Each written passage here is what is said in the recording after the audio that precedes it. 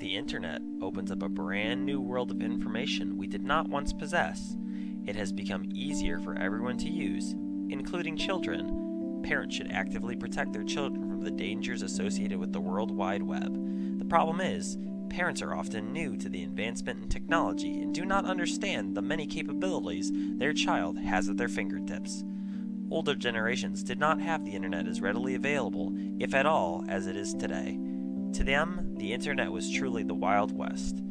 Now that things are different, this presents the rising question. What types of programs, hardware, and other safeguards exist that parents can purchase to keep their children safe online?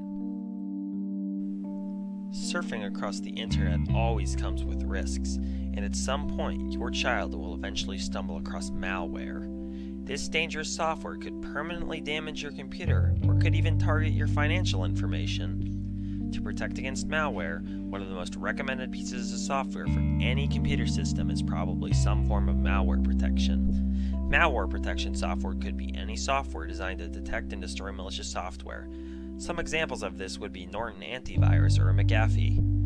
avtest.org, an independent IT security institute, estimates there are approximately 600 million total malware as of 2017. With so much possible danger, why take the risk and let your child go unprotected? One option for parents is to download search engines for their child to use that automatically encrypts locations and IP addresses to prevent outside sources from knowing their exact location. One such program is called a Virtual Private Network, or VPN. These VPNs encrypt the lines of communication between computers and servers and prevent eavesdroppers from stealing your information. This is always a safe option when children are using a public internet source where you're unsure if bad guys are observing their activities. In addition, a system exists that focuses solely on the language shared between computers and servers rather than lines of communication. Computers use a language called HTTP, and the mode of protecting the language is called HTTPS. HTTPSs use encryption to put a figurative security blanket around the communication in order to protect you. Websites often use HTTPSs, but not always, so it's safer to download an extension that always searches with an HTTPS option. Search engines also come with add-ons and preferences to prevent websites from tracking you and your child's interests. Websites track you with cookies to better suit and expedite your search interests. You can manage these functions in the system preferences of your computer by turning on pop-up and cookie blockers in order to prevent websites from using these cookies to track your activities. Furthermore, ad blocker and similar add-on programs prevent advertisement agencies from showing on your web pages and search result lists. These can prevent children from phishing schemes when they click on an ad, which may seem interesting to them, but clicking them may direct them to a malicious site. Enabling an advertisement blocker would prevent the aforementioned clickbait schemes that children are very vulnerable to. It is always recommended to go through plans of do's and don'ts for how your child should use the internet. This is also where the dangers of internet predators and scammers should be discussed. Parents should go through a protocol for when their child feels uncomfortable with something or someone they come across. An online safety advisor for Norton by Symantec instructs parents to tell their child, if you wouldn't do it face-to-face, don't do it online. Or as Darren Anstey says, follow the same rules you would follow in the real world. This gives children a reference point as to what is too far when dealing with online interactions.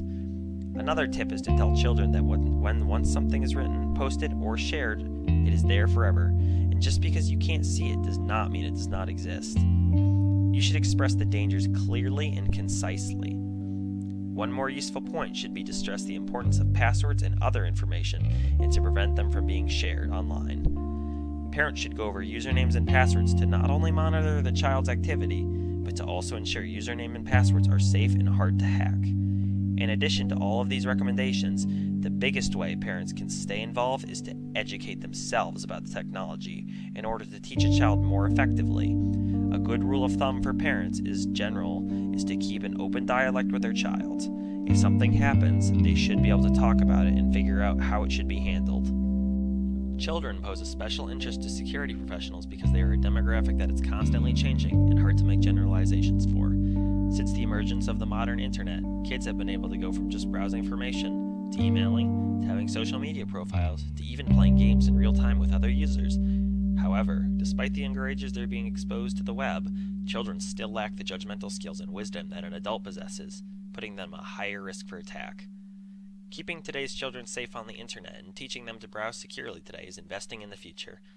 New users are added to the internet every day, which means that the area of vulnerability is constantly increasing.